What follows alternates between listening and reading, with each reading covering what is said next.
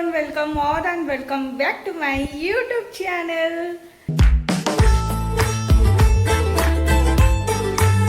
So आशा करछि आपण माने बहुत भलरे थिबे एंड मु भी बहुत भलरे अछि। तो आज रो गोटे फ्रेश ब्लॉग को मु आपण माने को वेलकम करूछि। सो प्रीवियस वीडियो रे तो आपण माने देखिथिबे सब किछि जहां भी आपण मानक सहित शेयर हेतला एटा आ गोटे फ्रेश डे रो गोटे न्यू ब्लॉग। सो चलंतु कंटिन्यू देखंतु। सो सकाळू मु मोर ड्राई फ्रूट्स और हॉर्लिक्स को एठी कंप्लीट कर साला परे ब्रेकफास्ट खाइबा को बसी पड़ी छी। आज ब्रेकफास्ट अछि उपमा पकुड़ी और आचार। गुलू खाई की पळी छंती कोन टिके आइंस आनिबे जेहेतु आज रविवार अछि। तो चलंतु वीडियो कंटिन्यू करंतु।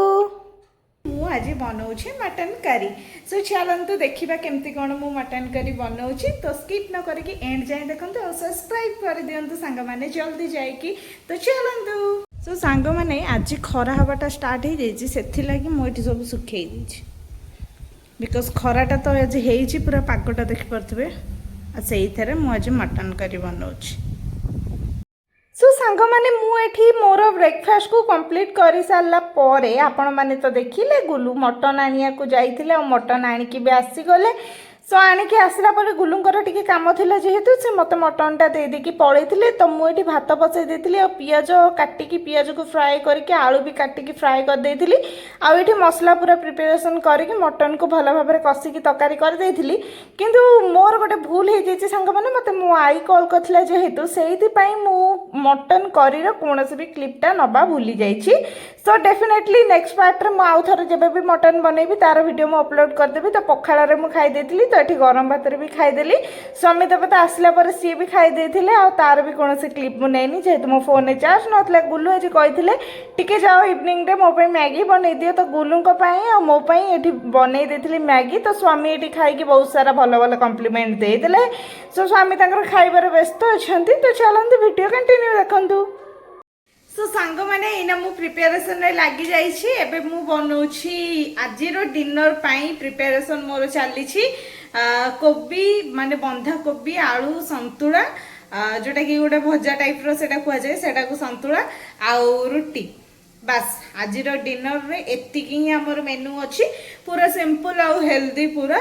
सांग माने आज मो स्वामी देवता मो पई नै आछंती जेहेतु मोर सब फ्रूट्स पूरा सरी जाइतला सेति पई मो पई नै आछंती एठी डाळिंब आउ सेउ आउ बनाना मींस कदली।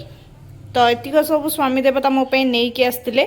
सो सांग माने ए प्रेगनेंसी जर्नी रे मते जो प्रिंसेस परिके ट्रीटमेंट मिलुची मो स्वामी को ठारू आई बिलीव इट। मते तो केबे भी विश्वास होनी मो गुल्लू मोर एते सेवा करूछंती सेटा पुणी ए प्रेगनेंसी जर्नी पाई नहले भी सेवा करंती।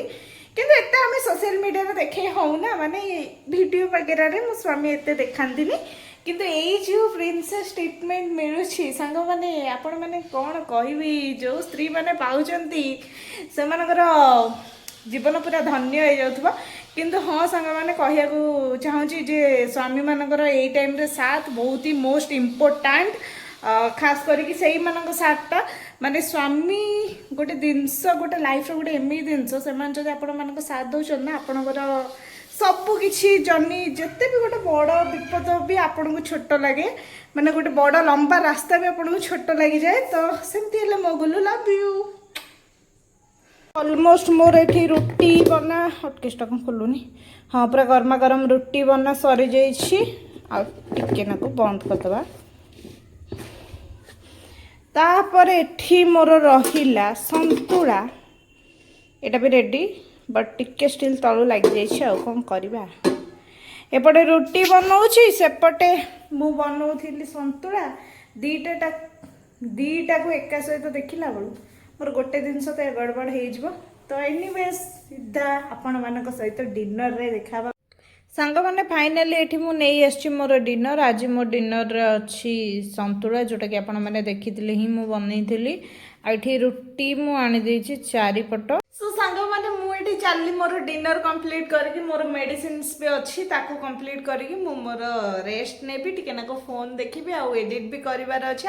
जेहेतु आपण मानक पाखरे सकाळ सुधा ब्लॉग टाको अपलोड करिवार मोर अछि।